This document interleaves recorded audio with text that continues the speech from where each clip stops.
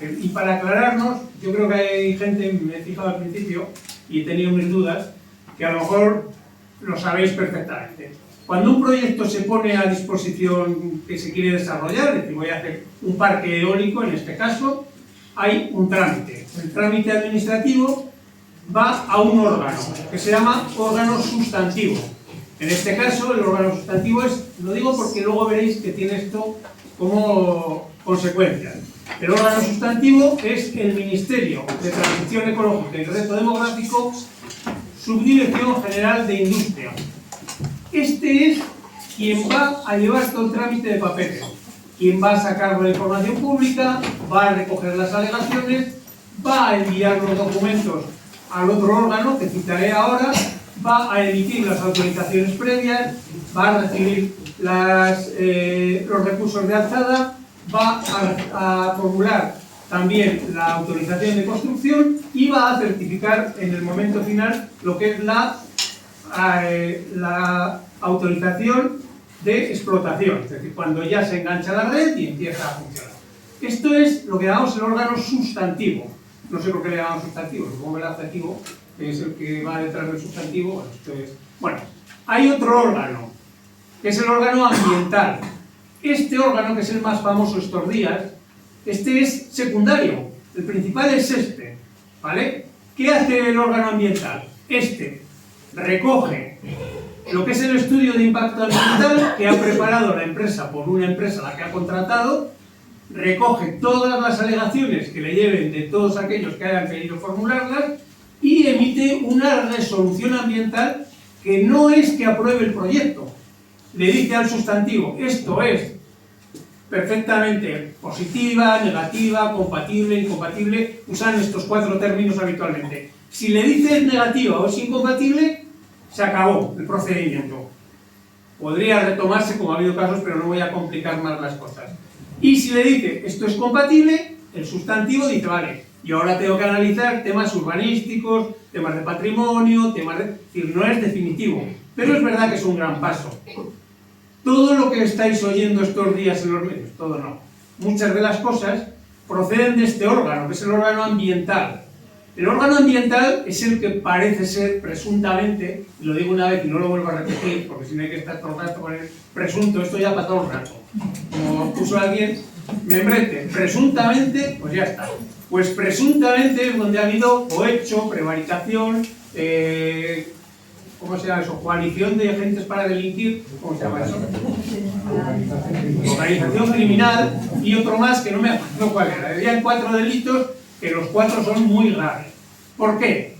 Porque los proyectos que llegaban desde Aragón, esto es lo que han dicho los medios, que llegaban desde Aragón a este órgano ambiental, había una persona que se ha designado por ahí, o como el señor E, porque se llama Eugenio, pues este señor esos proyectos los guardaba todos en su mesa y en su cajón y tramitaba él, en vez de que la práctica legal es que luego cuando le llegan va repartiendo entre los 50 funcionarios que hay, no había 2 ni 3, 50, va repartiendo proyectos, cada funcionario analiza y emite un informe que tiene que ir firmado por ese funcionario. En este caso no había funcionarios y esta plataforma llevábamos año y medio pidiendo quién era el funcionario que había tramitado el clúster del maestrazgo. Y la respuesta siempre era una evasiva por parte del ministerio. Y cabezones, porque somos de esta tierra, pues vuelta la burra al trillo. Y venga, otra vez la pregunta. Y aquellos ya un día se cabrearon.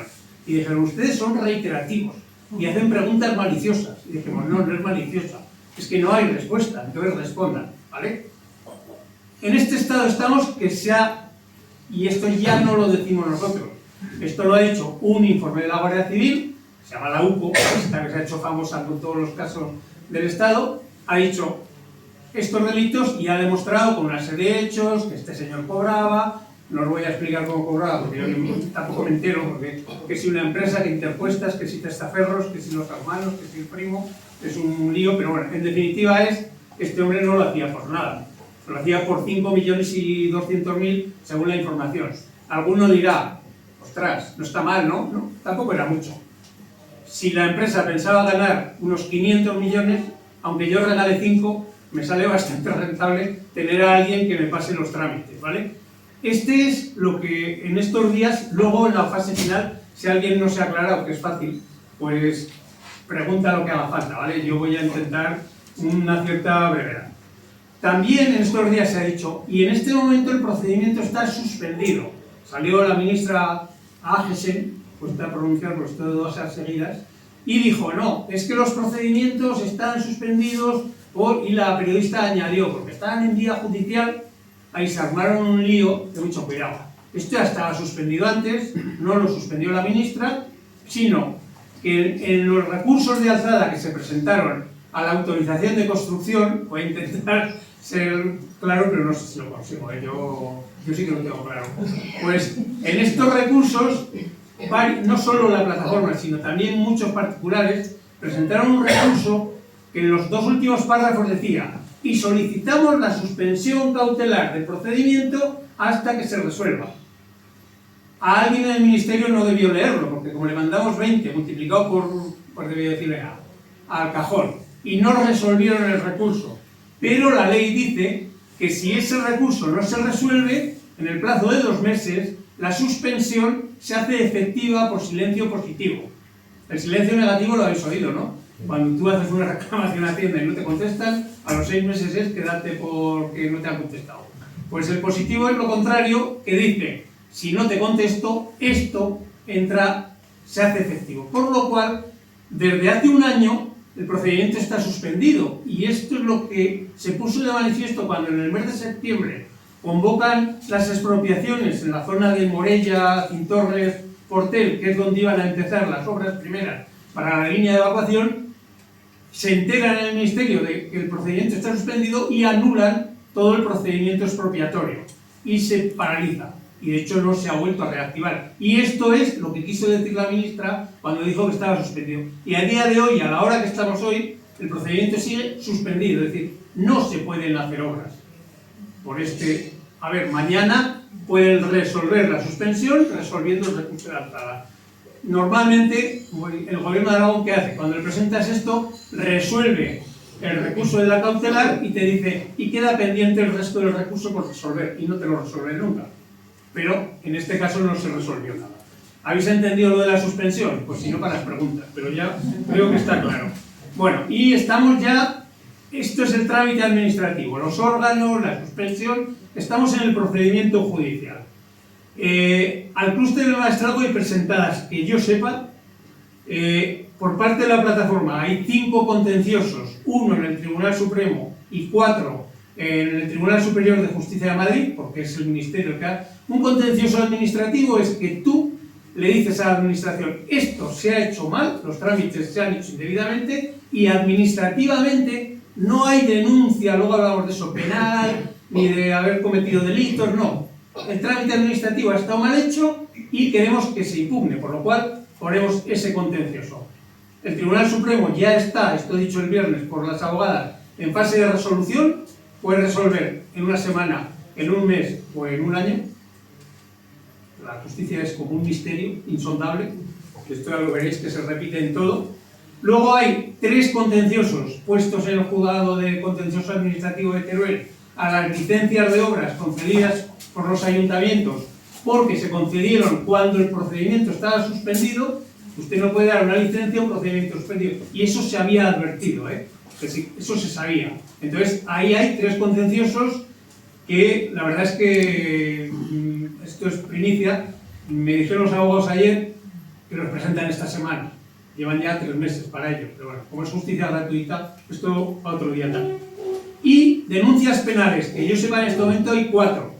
Una que presentó el Movimiento Ciudadano Teruel Existe en el año 2022, parece ser que esta no fue aceptada, volvió a presentar este mismo movimiento otra en el 2024, a principios de 2025 presentó el grupo parlamentario Vox otra demanda, en el año finales del 25 presentó esta plataforma una ante la Fiscalía Anticorrupción, nos dijo que no era procedente, es decir, antes de que todo esto arrancara. Se derivó a presentarla en el juzgado de Teruel y en este momento esperamos que esta semana, que esto es un poco complicado, pues se admita. Y hay una última denuncia presentada contra todos los procedimientos de forestalia en Aragón, presentada por una plataforma que se llama 13N, que abarca a todas las plataformas de Aragón más o menos, que esta está presentada en la Fiscalía de Teruel y en la de Zaragoza. Está admitida al trámite, pero todavía no ha sido pasada por el fiscal al juez, ¿vale? Yo creo que un procedimiento penal es que tú dices que hay delitos, que es lo que ahora está sobre la mesa, supuestamente por el informe de la UCO, y un contencioso es que administrativamente se ha hecho mal. Esto que lo distingamos porque es bastante importante. Y ahora estamos en el momento en que el juez tiene en su mesa el informe de la UCO, el informe de las partes, todo para decidir. Y estos días veis que cada día cambia el calendario, porque la justicia española, cuando me pase de hora, levanté la mano y dije, cállate ya, que ya te has pasado. Bueno, ya va para ello. Bueno, voy a acabar. Bueno, pues el juez ahora, a ver, estamos en la primera parte, luego lo explico en 3 pinceladas. En la primera parte de la acción judicial, esto puede ser años. Cuando digo años, puede ser años, no nos engañemos. Lo digo para que no esperemos que en 10 días. Ahora el juez simplemente está decidiendo. Yo he recibido toda la documentación, la he pasado a las partes han dicho no me ha dado tiempo a leerlo, pues como no le ha dado tiempo, prolongo el plazo. Y es que además de no leerlo, yo encima recurso al juez porque en lo que es el trámite previo ha demorado los plazos y se ha pasado de plazos. Y el juez argumentará por qué no se ha pasado de plazos. Es decir, que no os asuste que diga, no, es que la parte de los abogados de los hermanos López Águeda, estos han recusado al juez porque ha incumplido los plazos de tramitación. Eso es muy habitual en la justicia, no nos asustemos por esto. En la justicia en este momento hay como 3 fases. La primera es la fase de instrucción o investigación. Estamos en esa fase. Hay un juez instructor, que es el de Teruel, que ha instruido un caso, que ha dicho al Seprona, y el Seprona ha investigado, ha estado aquí, ha estado en los ayuntamientos del territorio, ha estado volando a drones para ver dónde iban los proyectos, luego ha intervenido la UCO, luego ha intervenido el UCOMA, que es lo mismo pero con la MA, Medio Ambiente, y al final todos ellos han puesto en común y han entregado 2 informes bastante extensos con cosas muy variadas, ¿vale? Esto es el principio. El juez instructor en un momento, cuando haya preparado el juicio, terminará la investigación y decidirá quién continúa el proceso. En este caso, parece ser que el proceso va a ir a la Audiencia Nacional. ¿Por qué? Pues porque afecta a varias administraciones, afecta al Gobierno de Aragón y afecta al Ministerio, y el Ministerio está en Madrid, y porque si no, seguramente recusarán al juez porque no era competencia suya. Entonces, además es un caso muy complejo. Hablan de que ya tiene 500.000 folios el expediente, no creéis que se los lea nadie, ¿eh? Esos se van amontonando ahí y los van dejando, es decir, no compadezcáis a nadie, pero sí, hay mucho folio, a ver, mucho también es inútil. Y una vez que esté esto, las partes presentarán sus escritos de acusación, de defensa, por lo menos en este momento hay el movimiento Teruel existe, es acusación, Vox es acusación, esperemos que la plataforma de esta semana seamos acusación, y no sabemos la otra parte. Yo creo que 13M no va a llegar a tiempo para esto, por lo cual, por lo menos 3 partes. Están las partes acusadas, están los hermanos Águeda, está Fernando Samper con sus empresas, y luego están 2 partes, una STID, que no sabemos qué papel va a jugar ahí, porque es verdad que ellos delito, como dicen, no han cometido, ya veremos en la investigación, y luego hay otra parte que es el Gobierno de Aragón que se ha personado en la causa. Pero bueno, esto personarse es más bien para enterarte de qué va y poder argumentar, no sabemos hasta qué punto. Y luego viene ya la fase del juicio oral, es la tercera fase. Aún está la fase intermedia, es cuando se llamará testigos, puede llamarse una parte y dirá, pues no, llama también a no sé quién, y el otro dirá, pues llama, y ahí se puede liar que haya que llamar a todos los de no sé qué, a otras partes, a los peritos, Entonces ese proceso y la fase de juicio oral es cuando ya otro juez, no el de instrucción, será el que dictamine con todas las pruebas encima de la mesa y dirá culpable o inocente. Y el proceso, si es culpable y ha sido prevaricación, cohecho, no sé qué, el clúster habrá terminado sus días, o si es inocente, el clúster podrá continuar sus trámites. Si esto ocurre dentro de 6 años, tengo muchas dudas de que pueda continuar, pero bueno, eso es lo que no sabemos de fechas ni de plazos. Yo con esto, si luego tenéis preguntas, las aclaramos. Vamos a la segunda parte, ¿usted o el final del maestrado? Yo creo que no es así, lo digo sinceramente. Aquí llevamos viniendo gente, yo en este momento no vivo, lo digo porque no tengo casa, pero lleváis viniendo gente muchos años y el maestrado vive. Y no solo vive, tiene más dinamismo que a lo mejor tenía hace 20 años. Eso, a gustos los colores y panalistas, pero lo que hay en la mesa es gente pues, que se ha vinculado con el territorio, más desde una postura a lo mejor de generar un proyecto y mantenerlo, o desde la realidad del día a día. Nos lo cuentan, podríais luego en la tercera contarnos que hay miles de experiencias por vuestra parte, han faltado 2 personas porque uno está plantando viñas y entonces se les ha quedado el día encima y no ha podido llegar, y la otra persona pues no tengo muy claro, porque al final no han recibido la llamada en el momento y se les ha echado también, las ovejas deben estar pastando por ahí. Bueno, dicho esto, yo no me entretengo más, voy a dar a cada uno una palabra a José Luis Simón. Él es geólogo, es profesor de la Universidad de Zaragoza, muy vinculado con el territorio porque desarrolló lo que estuvo en el inicio de lo que es el geoparque del Maestrazgo, y yo ya no introduzco más, ya intervenís y ya está. Gracias, Javier. Suficiente con eso, sí.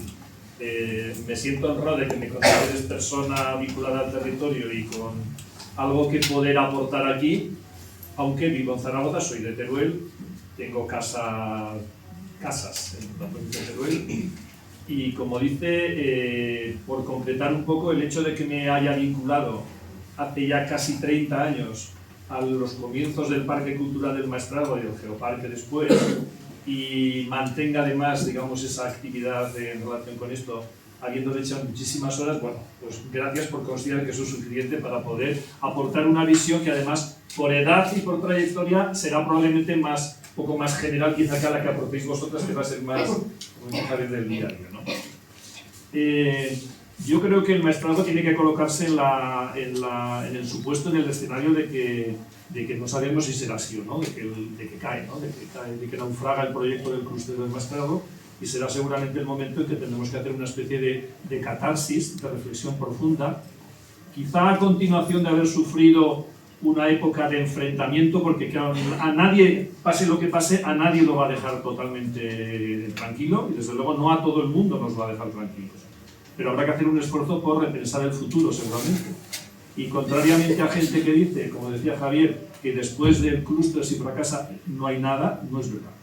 El Maestrazgo creo que tiene mucho futuro y es un poco el objeto, uno de los objetivos de esta mesa, de este coloquio, el desarrollarlos. Yo creo que no hace falta volver a las cuevas o volver al pedernal, como se ha escrito estos días por ahí. Simplemente haría falta volver la mirada a un tiempo no tan lejano, para los jóvenes sí que muy lejano, para nosotros no, como pueden ser los años 70, 80, ¿vale? En que el Maestrazgo, con iniciativas que algunas ya son totalmente desconocidas, como la Mancomunidad Turística del Maestrazgo, a muchos no sonará ya, ¿vale? Pero que desarrolló una función de poner en valor el patrimonio precisamente con uso turístico, ¿vale?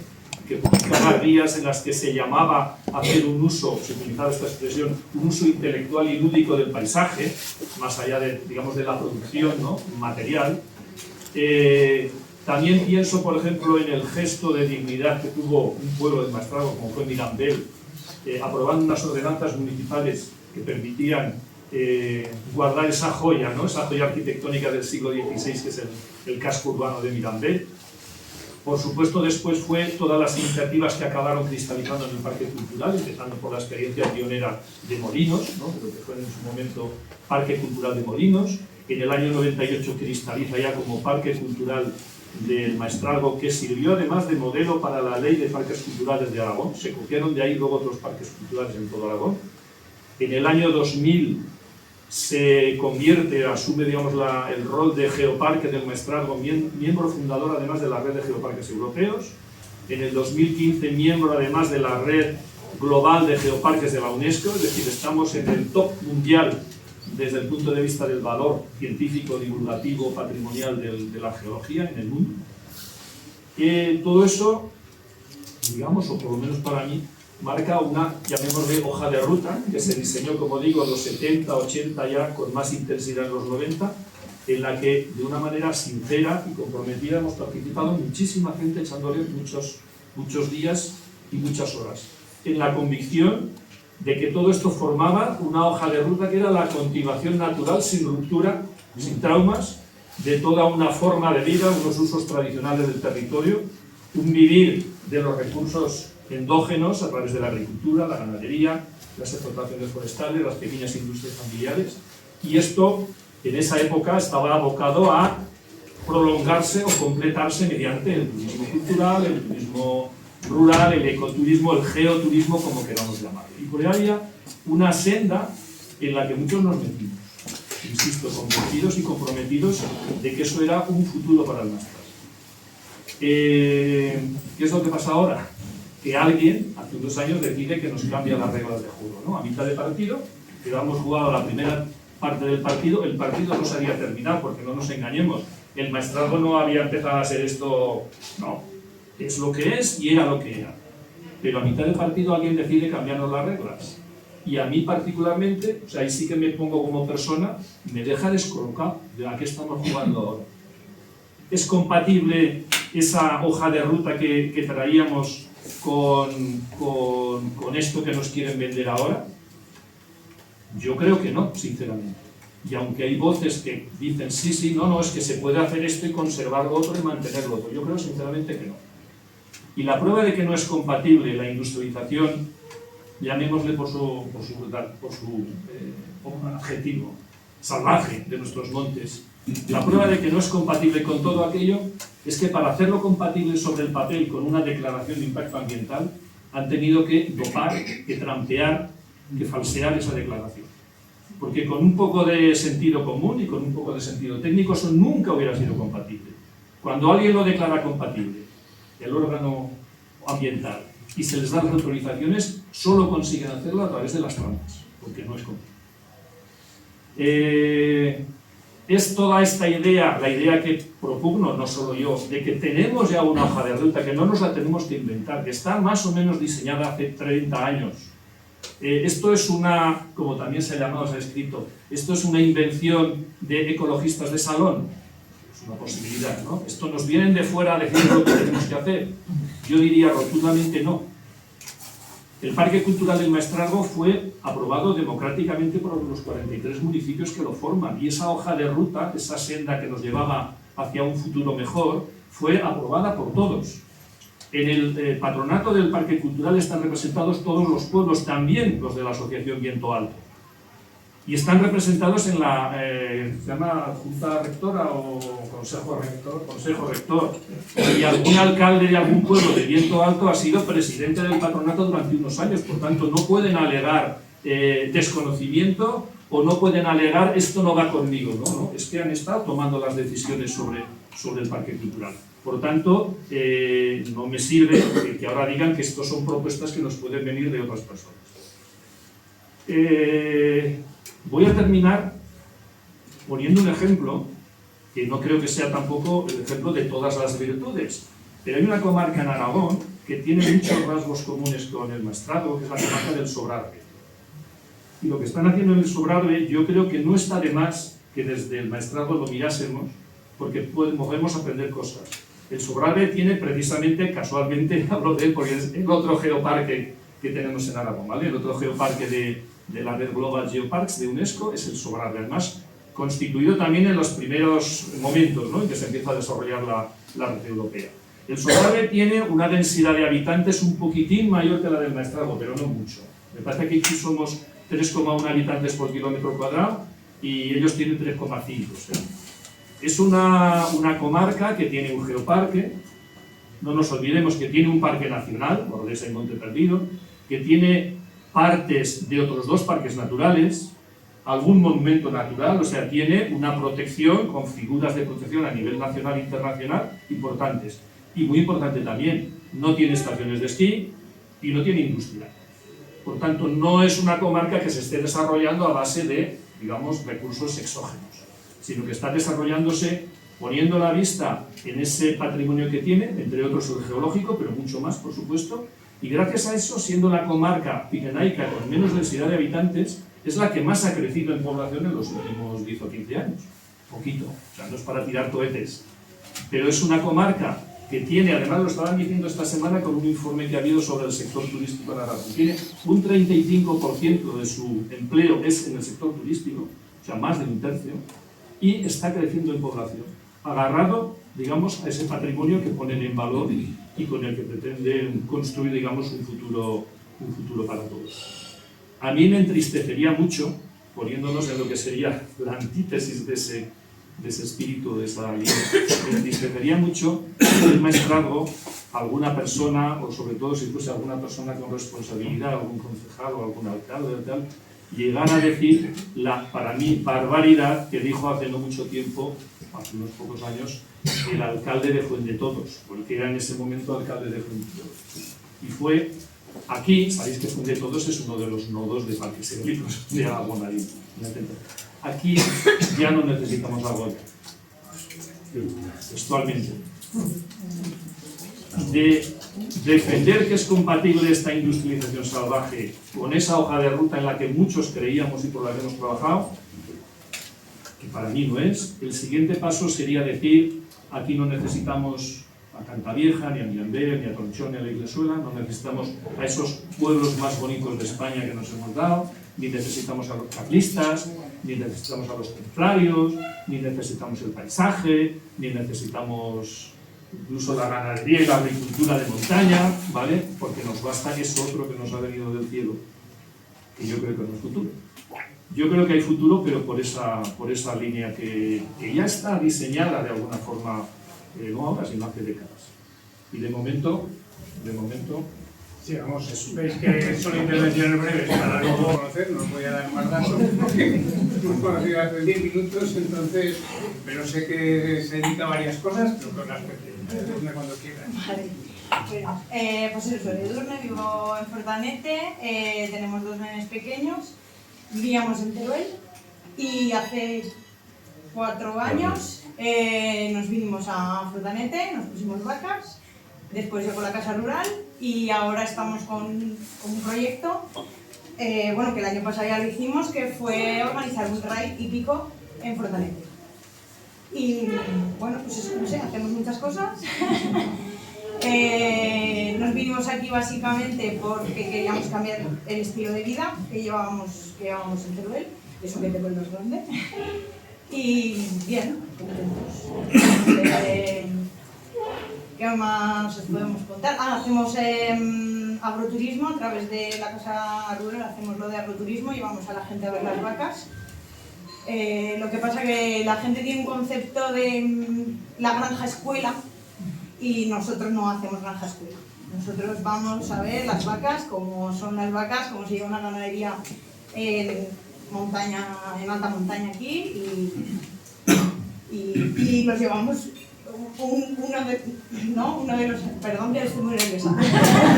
Uno de los atractivos que decimos a la gente es precisamente el paisaje que tenemos, ¿no? Para mí me encanta. Claro. Dices, a lo mejor no puedes competir con el Pirineo, no sé, bueno, cada uno, ¿no? Cada zona tiene lo suyo. No, porque a ver, me impresiona, ¿no?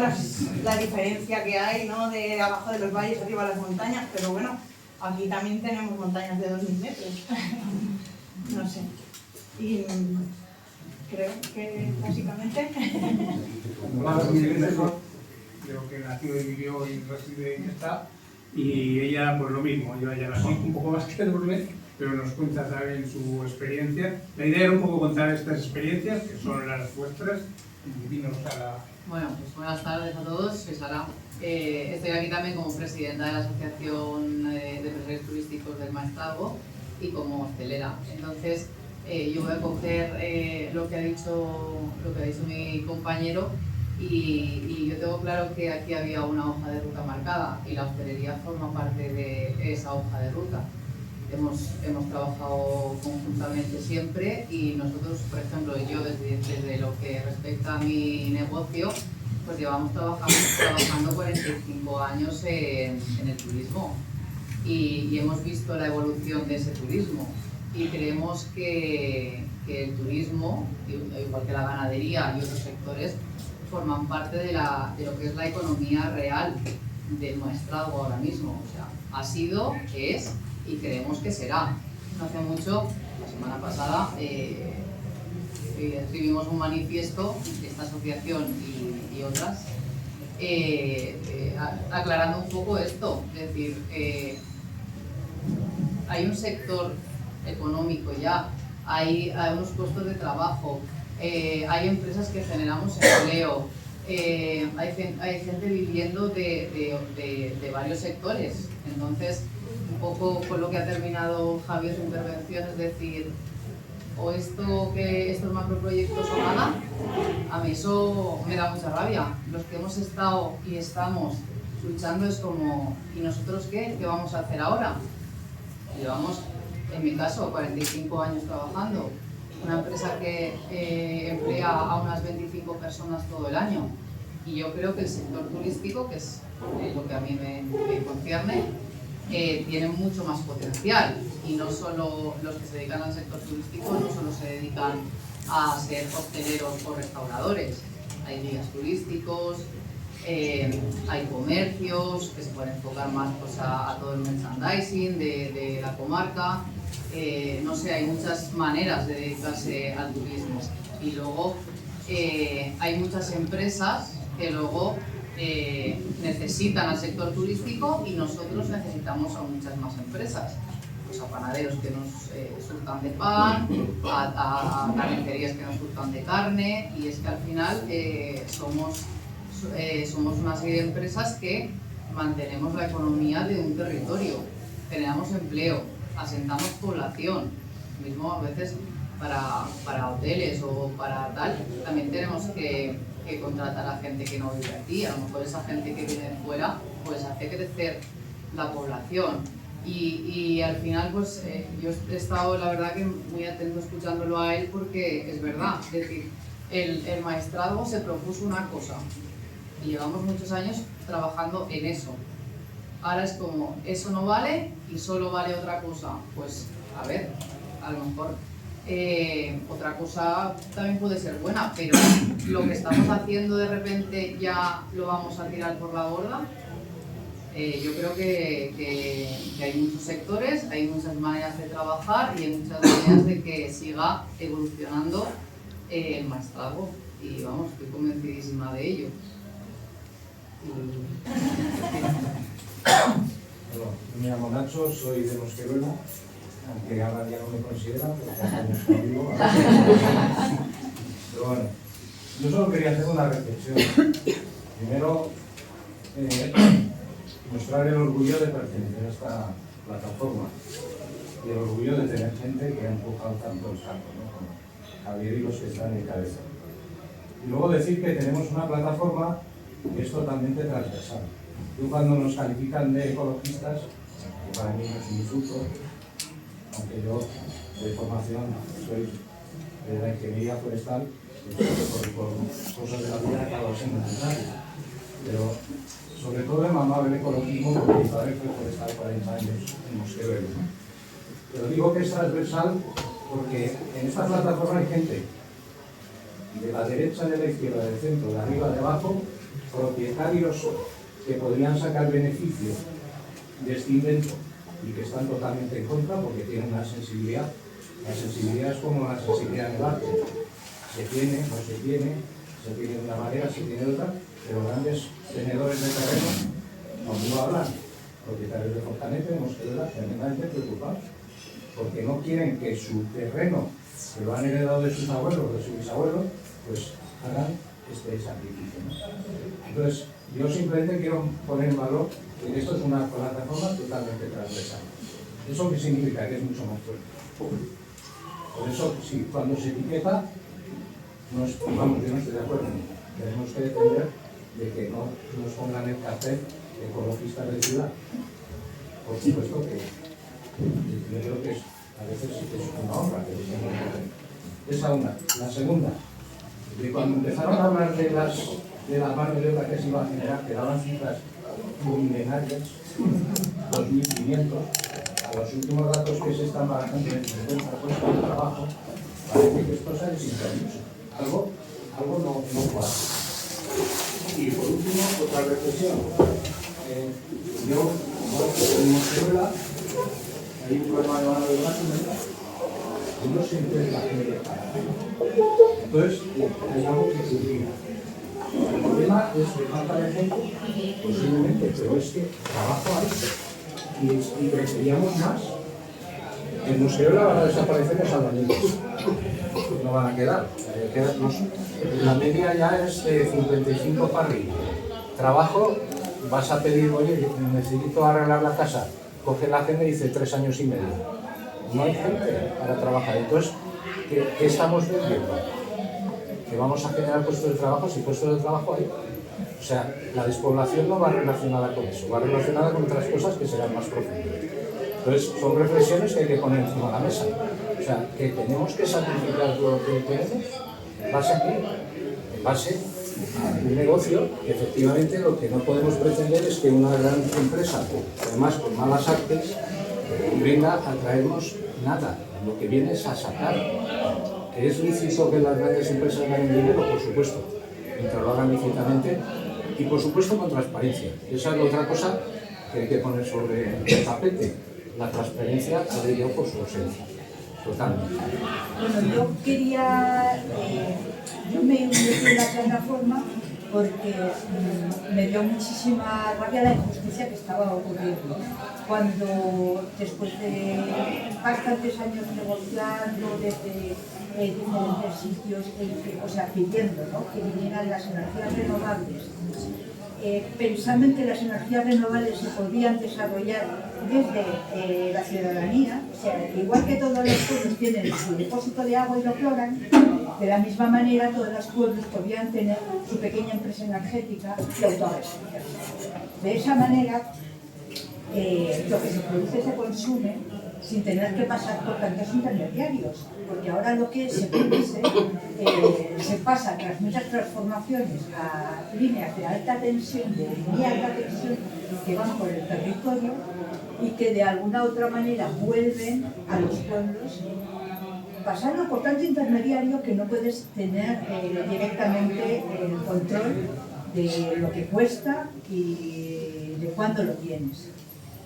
Y no eres tú, no hay soberanía energética, cuando podría haberla, o sea, que es que puede haberla. Si dices, es que es imposible porque esto es una fundición de aluminio y necesitamos aluminio y no podemos, pero no, todo el territorio tiene sol y tiene aire y en pequeña proporción lo puede hacer, lo puede de forma comunitaria, porque dices, no, es que mi tejado yo me da para una cosa, no, de forma comunitaria sí que se pueden hacer bastantes complementos diferentes, pequeña eólica, pequeña fotovoltaica y geotecnia, de forma que pueden suministrar a los hogares, a los centros deportivos, a las residencias, al centro de salud, a las pequeñas empresas, a las granjas, a las piscinas municipales, pensar en todas esas cosas que se podrían estar suministrando y en cambio dependemos de los que están jugando con nuestro dinero y están de alguna manera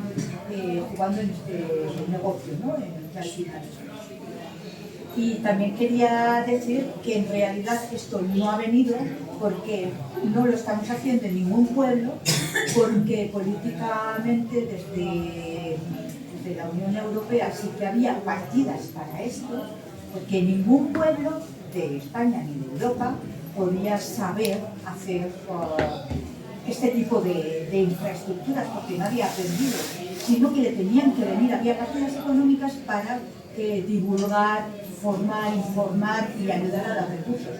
Y también había partidas económicas para las grandes instalaciones, porque sí que hay grandes empresas, por ejemplo el tren o las grandes fundiciones de aluminio que necesitaban alguna renovable grande. Lo que ha pasado es que todo el dinero ha ido a las grandes renovables, porque los fondos de inversión es lo que tienen mucha capacidad de influir y de convencer, ¿no? Así que yo quiero decir que hay formas endógenas, propias, auténticas de cada territorio de desarrollarse sin pedir que nos lo traigan de fuera. Porque el sol y el viento y el aire las tenemos todas. Esa reflexión, esa me dio tanta rabia porque es una de las cosas por las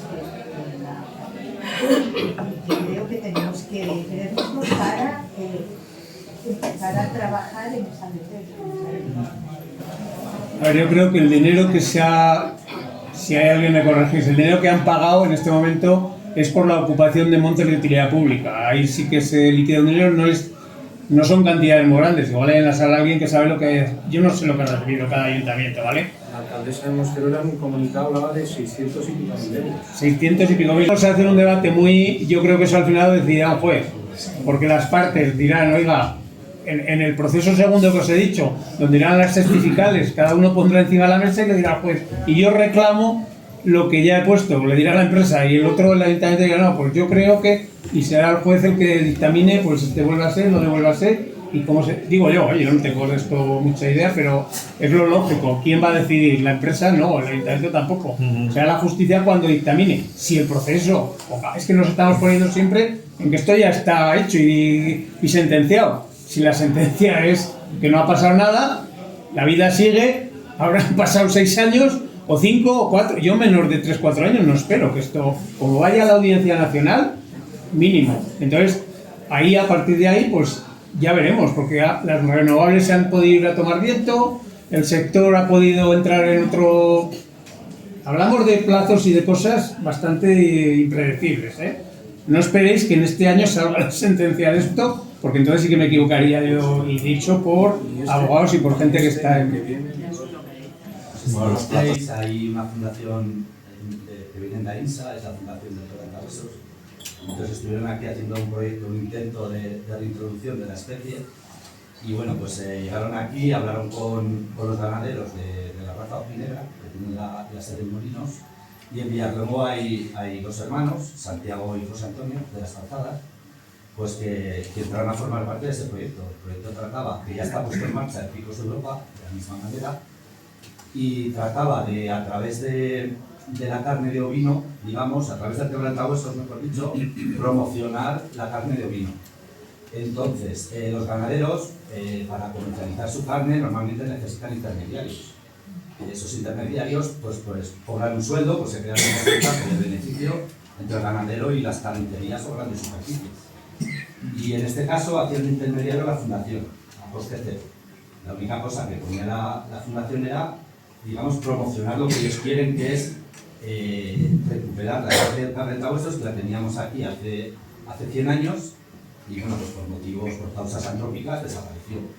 Entonces ellos trabajaban con esto y llegaron a conseguir que la carne de los ganaderos de Ojinebra, de Maestrazgo, la colocaban en grandes superficies, tenían ya contrato con Navarra, con un supermercado de Navarra y otros de la zona de Valencia, creo que era,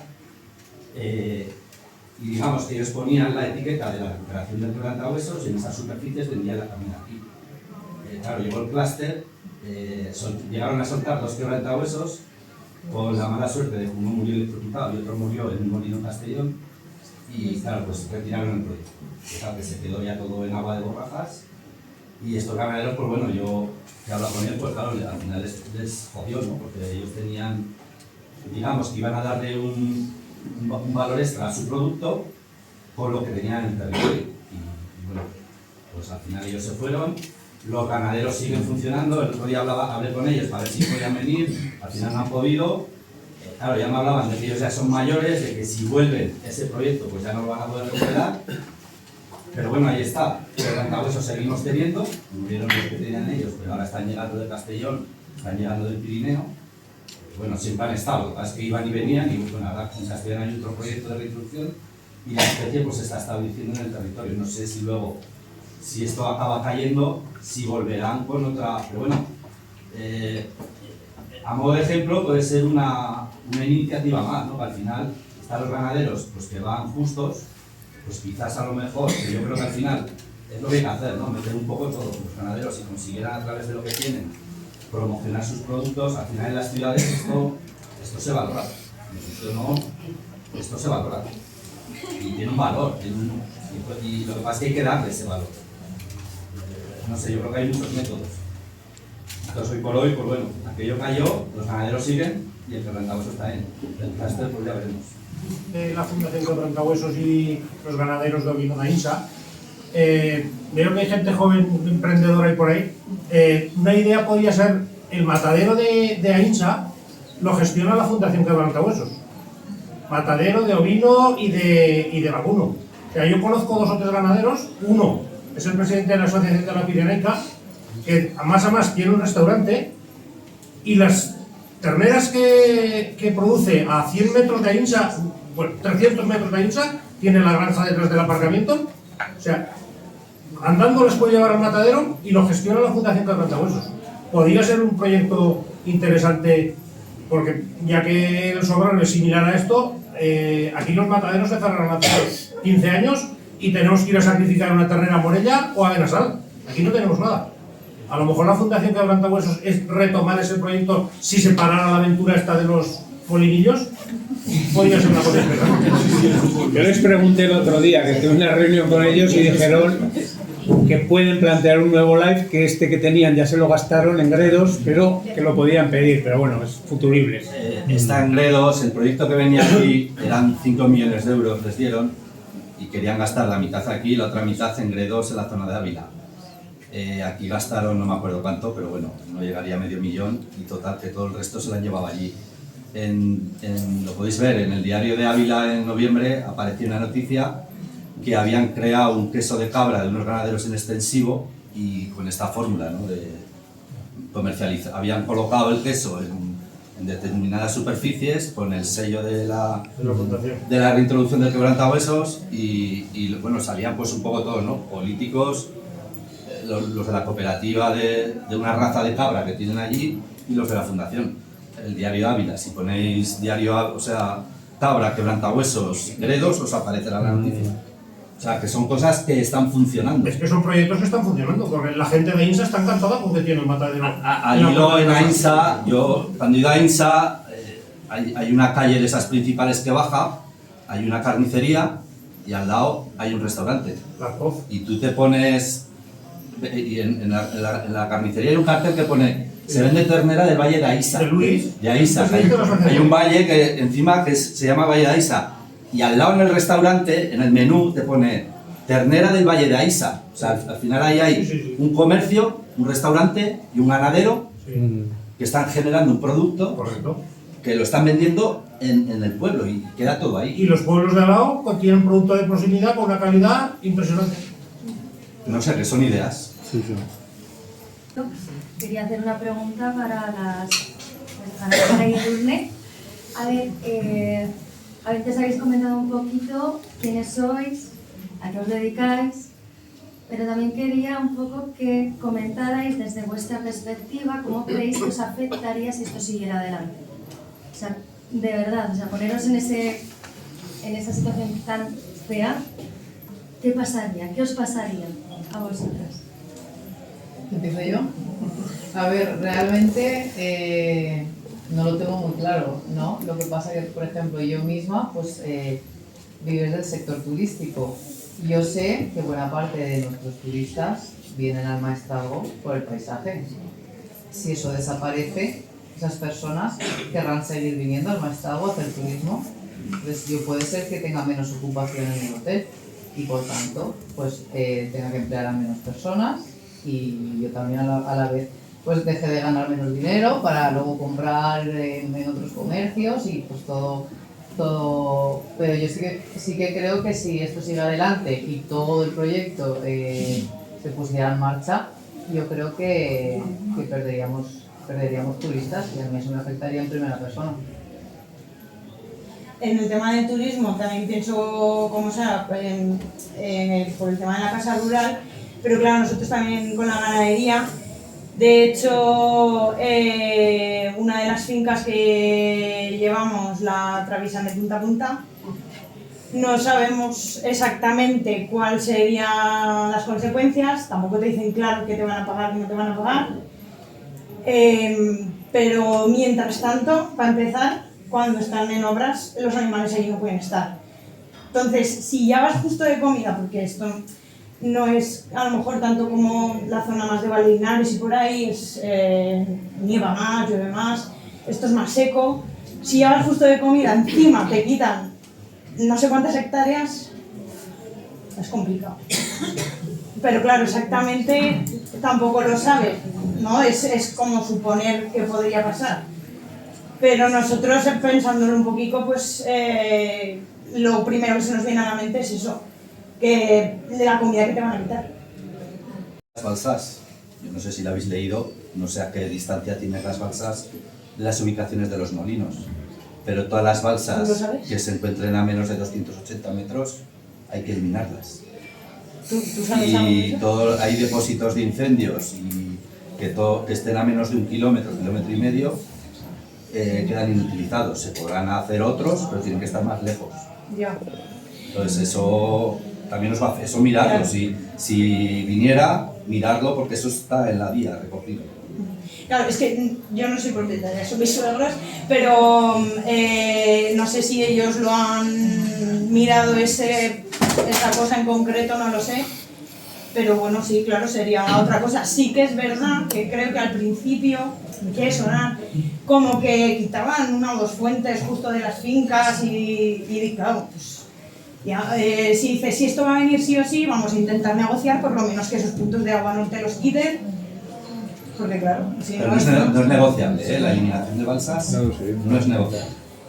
O sea, eso, vale, eso hay que... o sea, depende de dónde vaya el molino, al molino lo que sea, o la haces un pista, arco de o- 280 vale. metros. Ah, donde vaya el Donde va el molino, el refrigerador, 280 vale, metros vale, alrededor, vale. no puede haber puntos de Vale, agua. no, que creo que en este caso hablábamos de pistas, me parece. No, yo te hablo de aerogeneradores. Vale. Pues eso sería otra cosa a tenerlo en cuenta. Bueno, yo soy Miguel, simplemente quería hacer un comentario acerca de la escala de tiempo, porque yo no conocía todo el recorrido que llevaba pues, el parque cultural o el geoparque, etcétera, pero ¿cuánto es la vida útil de un proyecto como este en cuanto a los molinos? En principio 30 años. 30 años es cuando se empezó, ¿no? Sí, cuando empieza a parirse el Parque Cultural del Maestrazgo. En este tiempo, todas las personas que han invertido mucho tiempo, mucha vida, muchos esfuerzos, gente nueva con proyectos de vida muy largos, porque el joven, me imagino, queda hipotecada, ¿no? Porque al final es una decisión que se está tomando ahora, se haga o no se haga, en el día que se haga, empieza a contar un plazo de 25, 30, 35 años de potenciaciones, luego más proyectos que pueden venir una vez, a lo mejor que se está ahora un proyecto, pueden venir otros detrás, y si ese proyecto que viene detrás es 5 años después, se solapa y ya tienes un territorio que no es que se paralice a lo mejor lo que dices tú que es incompatible con cosas que llevan mucho recorrido, sino que todo el potencial que puede tener para muchos proyectos desaparece. O sea, gente como tú que has aparecido por el territorio, a lo mejor eso lo plantean. Entonces, no es que se llegue a degradar lo que ya hay, no es que se llegue a eliminar una línea de proyectos, sino que cualquier tipo de proyecto, tipo las viñas, que por el cambio climático a lo mejor se pueden ahora instaurar, desaparecerían a lo mejor de la ecuación. Entonces, porque pensamos también que cuando estos proyectos se aprueban en 5 años, 6 años, 7 años, a escala de proyectos de vida es muchísimo tiempo, porque un parque eólico de 25-30 años, para un proyecto de una persona que tenga 30 años, es su jubilación. Y todo lo que puede pasar en ese tiempo, adiós. Entonces, me ha servido, o sea, ya por anotar un poco comparable, ¿no? La vida que lleva el tema del geoparque o parque cultural con la vida que tienen los parques molinos y todo lo que implica. Es decir, no es que lo pongas ahora y ya es un efecto temporal, que es un efecto permanente en el tiempo, incompatible con muchos potenciales proyectos que pueda haber en el territorio. Claro, el otro día teníamos una reunión y alguien en la reunión de 13M planteó que Fuendetodos pedía ayuda para ir contra los molinos. Nos echamos todos a reír, dijimos, ¿qué les pasa allí? Tienen más molinos que pueda tener nadie. Y ahora resulta que no están satisfechos. 15 años después, y querían ayuda para que, están rodeados de molinos, de líneas de alta tensión. Si habéis pasado por Fuendetodos, aquello es el mare magnum. Y ahora piden ayuda. Igual no es que les ha ido tan bien, porque si no... Salió hace poco en la prensa que cerraban el último bar. O sea, ha habido tanta riqueza que la gente que va al museo de Goya no tiene donde tomarse un cortado. Pues es que... Salió en la prensa. Eso ha pasado en Maranchón. En Maranchón tienen molinos para regalar la gasolinera cerrada. Y un bar. Y un bar. Y preguntan al del bar por los molinos, que te pega con el... Exactamente. Yo del tema de Fuendetodos había oído que con esto de las ventas de yo lo desarrollo, ahora se lo vendo a un fondo de inversión, no sé qué, al final no sabes a quién te tienes que dirigir y todo el dinero que te habían prometido de repente dejan de pagar, no sabes a quién hay que reclamar y te tienes que pagar un equipo de abogados que te intente ayudar y reclamar todo lo que te habían prometido. En eso creo que estaban ahora los de... A ver, yo esto lo digo por experiencia porque he compartido 2 charlas con el alcalde de la Fatadella, que es la Terra Alta, que es la zona de... ¿cómo se llama? El límite de Tarragona con Aragón. Andesa y tal. Y este hombre dijo que llevaban 10 pleitos con la empresa. Ahí fue una holandesa, aquí fue Forestalia, lo compró una portuguesa, aquí fue una danesa, es que todo acaba en esa. Y luego vinieron los chinos. Aquí no se extrañe que dentro de 5, 6 o 1 vengan los chinos y compren.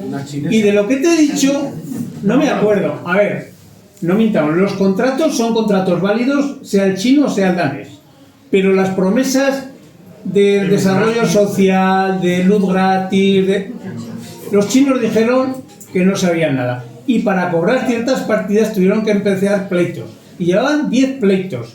Y este hombre era un diputado en la Generalitat de Cataluña, es decir, que no era uno que pasaba por allí, que se le había caído el tiempo, por el Partido Socialista Obrero Español. No os digo el nombre porque no me acuerdo. Y hemos compartido ya 2 veces, una en Maella y la otra, pues no me acuerdo. ¿Para qué? La memoria ya, estas edades. Entonces, es decir, que la realidad va por ahí. Es decir, que luego esto es un mercado. Y dentro de 10 años, quién sabe si la eólica funciona o hemos inventado el motor a pedales. Es decir, y ese es otro capítulo. ¿Y quién se queda esto? Y los contratos que hemos hecho quedan superficiarios, ¿quién se los come? ¿Quién desmantela? Pero eso para otro día que mula.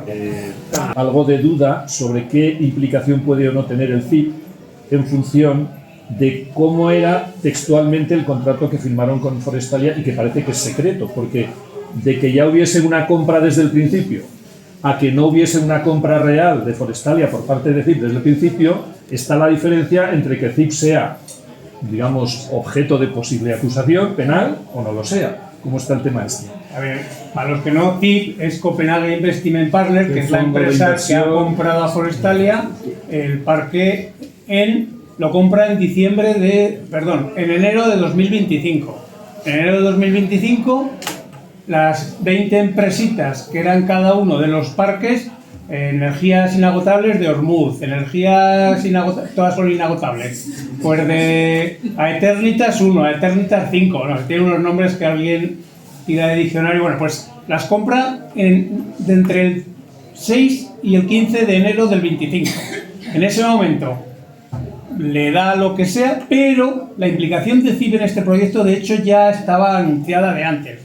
En el expediente que el Ministerio manda cuando se activa el contencioso, él te manda todo el expediente, es una epopeya para que te lo mande, pues hay un documento que es un acta notarial firmada en 2020, ese acta notarial es secreta, es decir, te manda el acta y te manda la referencia, pero no te manda el contenido porque se declara confidencial, así figura en el expediente. Hay un acuerdo ante notario, no es un acuerdo entre las partes, es un acuerdo ante notario, lo cual da idea de que es un acuerdo serio, firme y con un intermediario que es un notario, que es el fedatario público, cuyo contenido no conocemos, pero sí que conocemos que ese acuerdo ya procede de 2020.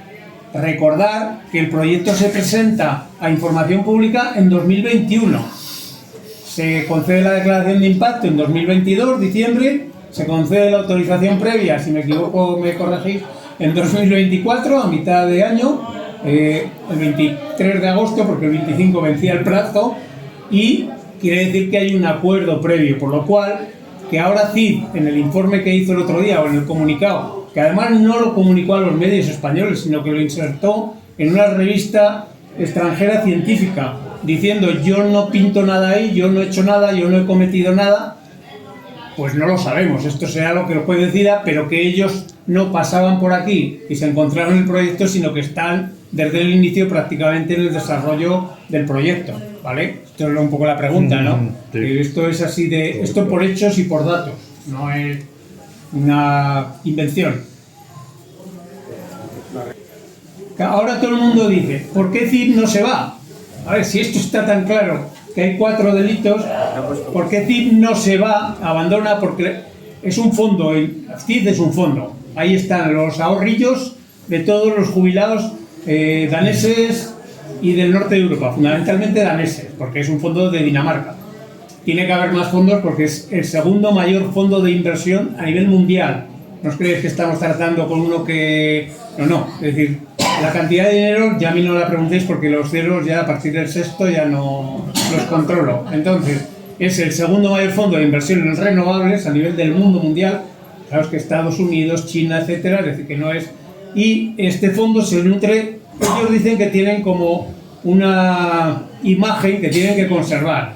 Y basándonos en esa imagen, nosotros creímos que escribiéndoles 2 cartas y mandándoles 2 comunicados, ellos se iban a echar para atrás por su reputación, que se dice, y se iban a ir, sí se van a ir. Esta gente se ha gastado una pasta. Solo en el aeropuerto de Teruel ya han gastado 2 millones de euros en tener almacenados los molinos. Lo que hayan pagado a Forestalia, ellos lo sabrán, porque normalmente estos acuerdos van por plazos o hitos. Es decir, cuando consigas la DIA, el 10%. Cuando consigas la autorización previa, no sabemos. Eso es seguramente lo que esté en ese contrato. Pero no habrán pagado el 100%, pero habrán pagado una parte. Y además lo que se han gastado en el personal que está desarrollando. Hay 3 personas que vienen casi todas las semanas últimamente a Morella, Tintorres, han estado aquí, han estado en Iglesuela, han estado, es decir, esta gente supongo que a final de mes cobran, no lo hacen por amor al arte. Todo ese gasto, ¿quién se lo va a pagar así? Pues hay 3 que se lo pueden pagar. Forestalia a día de hoy es muy fácil que no tenga de qué pagar eso, porque habrá externalizado sus bienes, su patrimonio, habrá cambiado a la mujer, los hijos, quien sea, y su capital para pagar. El otro es el señor E, que nombraba antes, es decir, ese es el responsable, ¿eh? El señor E, pues tiene los 5 millones y otros 5 que haya podido montar en su... No tengo ni idea, no lo conozco de nada, ¿eh? Pero no paga ni lo que pasaba por allí. Y el tercero sois todos vosotros. Bueno. Y yo, que es el Estado.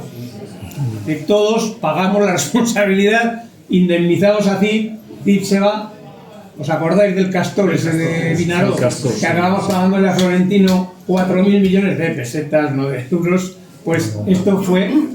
De pesetas, sí. No, de pesetas nada. ¿De euros? De euros. 4.000 millones de euros. No. A ver. 200 o... No, que los datos... Hace poco escribí yo una cosa. Eran en el contrato inicial 1.700 y algo, quizá 1.750 millones de euros. ¿De euros? Sí. De los cuales se pagó una parte, pero luego, no sé si fue en un cambio de gobierno, el gobierno se dio cuenta de que le estaban haciendo ahí y reclamó por vía judicial, y parte de ese dinero condenaron a la empresa a devolverlo. Es decir, no, el Estado no ha pagado todo, pero unos cuantos cientos de millones de euros sí que ha pagado. Vamos a dejarlo ahí. Eso en orden de cientos de millones de euros. Se llama la responsabilidad patrimonial. De hecho, CIP ha amenazado al Ayuntamiento de Morella. Al Ayuntamiento de Morella le mandó hace un mes un escrito firmado y redactado por un ex magistrado del Tribunal Superior de España. Es decir, eso cuando te llega te pone el cuerpo como un despertador, porque dices, ostras, que lo escribe un magistrado. Claro, el magistrado tú le pagas y escribe lo que digas, porque es un jubilado y ¿de qué quieres que te ponga? ¿Que va a pagar? Pues te lo pongo y paga. Y argumentaba muy bien, no seamos ridículos, pero dentro del argumento se dejaba una parte, y es que podía haber causas para que no diera las licencias de obras, porque estaba urgiendo a que diera la licencia de obras. El Ayuntamiento de Morella se negaba porque había documentos que no los tenía. Entonces, si la daba, cometía delito el Ayuntamiento de Morella; si no la daba, le estaba amenazando a la empresa. Y le amenazaba con responsabilidad patrimonial. La responsabilidad patrimonial de un proyecto de 681 millones, estos sí que son euros, pues la verdad es que te pone los pelos de punta. El Ayuntamiento dijo, es la ruina para el Ayuntamiento para toda la vida. Entonces, bueno, para que veáis que aquí hay mucho enmarañe y se están jugando muchos dineros. Y eso es lo que en el fondo hay de... Pero yo ya no me alargo, venga, va, que si no, porque por la ley pueden reconocer la utilidad pública, y aquí nos iríamos a otro capítulo que no vamos a tampoco abrir, y luego, porque sabíamos que jugaban dopados. Cuando uno va dopado, normalmente se le descalifica, y aquí tenían la claridad. Aquí cuando vimos la DIA todo el mundo alucinaba, por decir, ¿esto quién lo ha escrito? ¿Y esto quién lo ha hecho? Porque esto, que luego ha habido ejemplos. Andorra, la semana pasada, la declaración de impacto ambiental del nudo Mudéjar, se carga por razones ambientales el 60% del proyecto. Un terreno que yo no voy a descalificar, tiene una riqueza de una serie de elementos que el que ha analizado ha sabido descubrir porque lo ha analizado. Aquí no había análisis y esa es la cuestión que está encima de la mesa, porque aquí se sabía que iba a pasar sí o sí, y esa es la cuestión que en el fondo estamos tratando, es decir, es que aquí no había objetividad, ni había criterio, ni había nada, había pasta por medio y ya está. Y a partir de ahora, pues dejémoslo en manos del juez, que seguro que es sabio, y si no es sabio recurriremos al Constitucional. Sí, hace bien. Has dicho una cosa que es clave en todo esto, que se llama cambio climático. Cambio climático podemos entender que es una cosa que existe a nivel global, pero es la herramienta que se ha utilizado para vendernos una burra exagerada. Y hay que tratarla con cierto cuidado. Yo os pido vuestra opinión al respecto, porque has hecho otro comentario, Javier, que es lo de las viñas. En la Estrella, en Mosqueruela, toda la entrada de la Estrella le llaman el Val de las Viñas. Ahí se cultivaba viña toda la vida. Finales del 19, principios del 20. Entonces te garantizo que no hablaban de cambio climático. Está más abajo, está muy abajo. Entre 900 y 1000 metros. Entonces se cultivaba viña y se cultivaba viña en la parte baja de Puerto Mingalvo hacia el Bispal, por supuesto Villahermosa del Río, todos estos pueblos se cultivaban. Entonces, digamos que eso de que denominamos cambio climático mal utilizado hace muchísimo daño y es la herramienta que están utilizando. Yo creo que debemos también tratarlo con cierta cautela, han dicho la palabra. Otro dato que te doy, yo por avatares de la vida hago la vida en Murcia. El miércoles hace un análisis anual Confederación Hidrográfica en Segura. El año 2026 es el año 20 desde el 2006 que no ha habido restricciones de agua en ningún pueblo de Murcia. Entonces, todas estas cosas, que yo creo que hay un cambio, está evidente, pues si te vas a los polos y tal, y muchas cosas lo hay, pero lo que no puede ser es que lo magnifiquemos porque es la herramienta que están utilizando. Es que el mundo se cae, es mentira. Esto es como el boom que hubo de inmobiliario. Es que esto va a ser la hostia. Y claro, vino lo que vino, las burbujas, y la burbuja que están montando es brutal. En base a eso, cambio climático. Esta es una reflexión que me gustaría que comentaran. A ver, sobre todo ha habido un tema, y es que lo han empleado empresas que no creen para nada en ello. Es decir, para Repsol, para Naturgy y tal, el cambio climático era un tema que era totalmente no colateral, lo negaba. Y de hecho siempre han estado en la parte de negar. Cuando les ha venido bien cogerse este carro, lo han utilizado. A mí me ha enervado que siempre las 30 primeras páginas de todos los proyectos van a fundamentar el proyecto basándose en eso. Eso a mí también me ha ofendido. Yo creo, y aquí entraremos en un debate que es muy amplio, yo creo que hay cambio climático. Entre otras cosas, hay pérdida de biodiversidad, hay más factores, pero eso es muy largo y yo creo que no procede ahora. Pero que se utilice como elemento único para implantar algo que además va en contra de ese mismo criterio, porque, a ver, ir contra la biodiversidad es ir contra la evolución que pueda sufrir el cambio climático. Y estos parques grandes van contra la biodiversidad, y eso está claro. Entonces yo creo que hay que conjugar distintos elementos, y es verdad que es un debate que es enriquecedor, que llevaría más, que es profundo, que no es dejar caer simplemente. Yo creo que hay cambio, pero no es la excusa para poner todo lo que te dé la gana. Si las energéticas lo que hacen es cambiar el color de las gasolineras. Ahora queda como más verde. De todas maneras, si eso se lo creyeran, si realmente administraciones multinacionales se creyeran la lucha contra el cambio climático, hubieran tirado por la generación distribuida, que es la que realmente, que es lo que comentaban al final. Si tú realmente estás luchando, promueve comunidades energéticas en cada pueblo, en cada ciudad, en cada barrio, llena todos los tejados de placas, pon pequeñas mini eólicas en los descampados, en las ciudades, no sé, pues, y cuando ya todo eso esté lleno, reduce el consumo, sé eficiente, sé eficaz.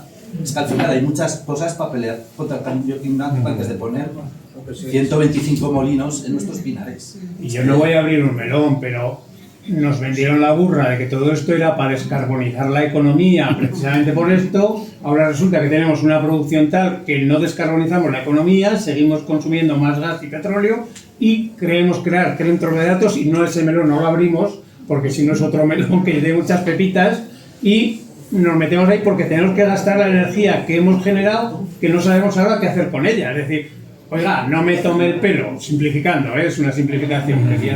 Sí, no, añadir un matiz y otro elemento más, pero en 2 minutos o minuto y medio. Uno, que estoy con lo que dice Óscar, si realmente se lo creyeran, habrían empezado, yo diría que antes por disminuir el consumo y luego con la producción distribuida, ¿vale? En ese orden, porque disminuir el consumo es lo más inmediato de todo. No hace falta tomar grandes decisiones ni grandes infraestructuras, es ya empezar a disminuirlo. Por tanto, no me hace creerlo. Lo segundo, que yo soy fiel defensor de hablar de cambio global. A mí la palabra cambio climático, como si lo abarcara todo, me repele, se me ponen los pelos de punta. Estamos ante un cambio global donde el cambio climático es uno de sus aspectos solo. Y luego el tercero, que sí que es novedoso. Desgraciadamente, todo ese discurso no ha venido de los, ¿cómo os diría yo?, desde los científicos que descubren que hay cambio climático a las empresas que se aprovechan. No, en medio ha habido una serie de tontos útiles, vamos a llamarle así, empezando por Al Gore, ¿os acordáis? Una verdad incómoda, que fue el que mandó a escala planetaria esa gran preocupación que nos ha comido los nervios a todos, y luego también pasando por las grandes ONGs ecologistas, ¿vale?, que yo creo que están en otra historia muy despistados. Pues Greenpeace, fundamentalmente Greenpeace, voy a llamarlo por su nombre porque son los que todavía a fecha de hoy aún no terminan de caerse del guindo y reconocer el error enorme en el que han vivido, apostando por las renovables, sea como sea, distribuidas o no distribuidas, porque era lo único que había que apoyar, y por supuesto influyendo en el gobierno de España y a nivel europeo, en la Comisión Europea, creando ese estado de nerviosismo permanente que parece que nos abocaba necesariamente a este sinsentido en que nos hemos abocado. O sea, Greenpeace particularmente y otras ONGs han sido tontos útiles en toda esta movida y a mí me entristece mucho. Os cuento una anécdota de la plataforma Paisajes de Teruel y del grupo Sollavientos, al que pertenecemos también, aprovecho para hacer un poco de propaganda. 2 miembros hace un par de años nos borramos de Greenpeace después de 30 años de ser socios de cuota pagando todos los meses o todos los años, precisamente aborrecidos del planteamiento que tenía Greenpeace. Bueno, pues a pesar de lo que está cayendo, creo, ¿no?, ha tenido contacto más reciente Javier, todavía no se han terminado de caer del guindo. Algún día a lo mejor se caerá. Van a sacar un comunicado. Para complementar todo lo que estáis diciendo, el cambio global nos amenaza y una de las formas de responder los territorios y de resistir todos los impactos que pueda haber es cuidar el territorio. O sea, hay iniciativas de conservar la biodiversidad, de diversificar, de generar, de hacer ganadería extensiva, de hacer una serie de trabajos, o sea, seguir trabajando en el medio rural, las tierras, seguir trabajándolas como se hacía, pues en pequeños espacios y no grandes latifundios, no hacerlo destrozando, sino conservando, no quitando monte, o sea, arbolado, sino conservando.